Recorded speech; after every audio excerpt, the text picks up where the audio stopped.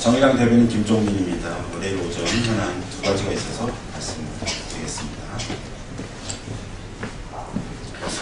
한국 정부가 동북아 외교에 대한 난맥상이 이어지고 있는데요. 관련해서 말씀드리겠습니다. 북한이 억류된 미국인 2명을 석방했습니다. 먼저 북한의 전향적 조치를 환영합니다. 석방된 두 사람도 무사히 귀국했다고 하니 다행입니다.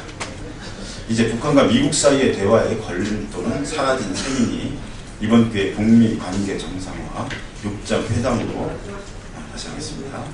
이제 북한과 미국 사이의 대화에 걸림돌은 사라진 셈이니 이번 기회에 북미 관계 정상화 6자 회담으로 발돋움할 수 있기를 바랍니다. 다만 대한민국 앞마당에서 이와 같은 일들이 벌어지는 와중에 우리 정부가 조금의 손도 쓰지 못했다는 점은 매우 안타까운 일입니다. 억류 미국인과 같은 문제를 우리 정부가 나서서 중재했다면 북미를 둘러싼 전체적인 외교 안보 구도에서 우리가 주도권을 줄 수도 있었을 것입니다. 오죽하면 우리 정부가 통미 북남의 틀에 갇힌 것이 아니냐는 우려가 터져 나오지 않겠습니다. 이미 좋은 신호는 있었습니다. 북정권의 핵심 3인방이 찾아왔었고 이것은 절호의 기회였습니다.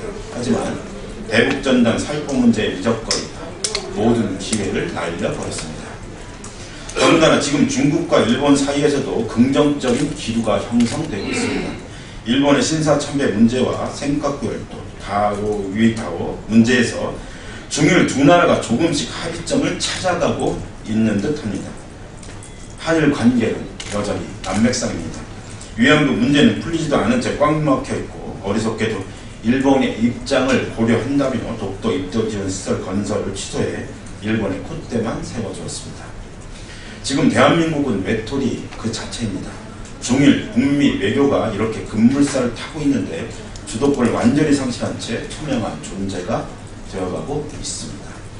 박근혜 대통령은 주요한 국내 현안이 있을 때마다 해외 순방길에 올랐습니다. 국내 문제를 도외시할 만큼 자주 나갔다면 그를 상쇄할 만한 가시적 성과가 있어야 합니다. 그러나 지금 우리 손에는 아무것도 없습니다. 도대체 지금까지 뭐하러 나갔냐고 묻지 않을 수 없습니다. 박 대통령이 아펙 정상회의를 앞두고 출국길에 올랐습니다. 오늘은 중국 시진핑 수석을 만나고 내일은 미국 오바마 대통령을 만날 것으로 들립니다. 지금 대한민국 외교를 국민들이 어떤 눈으로 바라보고 있는지를 잘 알고 있으리라 생각합니다.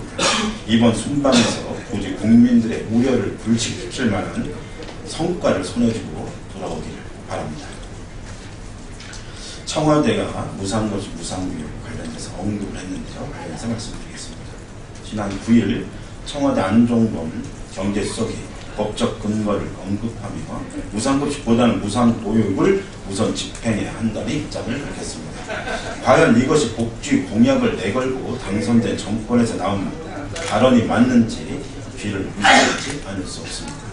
또한 청와대까지 아이들 보육과 교육을 볼모로 갈등과 대립을 확대해야 하는지 이해가 되지 않습니다.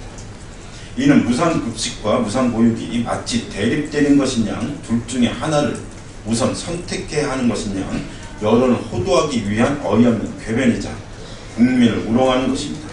아울러 쌍둥이와 같은 무상보육과 무상급식을 갈라치면서 누리과정 예산에 대한 중앙정부의 지원 책임을 비켜가려는 꼼수에 지나지 않습니다. 무상급식은 2010년 지방선거 이후 몇 번의 선거를 거치며 확고한 사회적 합의로 자리잡은 기본적인 교육복지이며 우리 사회의 복지 수준을 한 단계 진일보시킨 정책입니다. 더욱이 각 지방정부의 재정 여력 등에 맞춰 지금까지 순조롭게 진행되고 있는 것으로 이제와 논란의 도마 위에 올릴 만한 그 어떤 하등의 이유가 없습니다. 문제는 박근혜 대통령의 대표 공약이었던 무상보육입니다.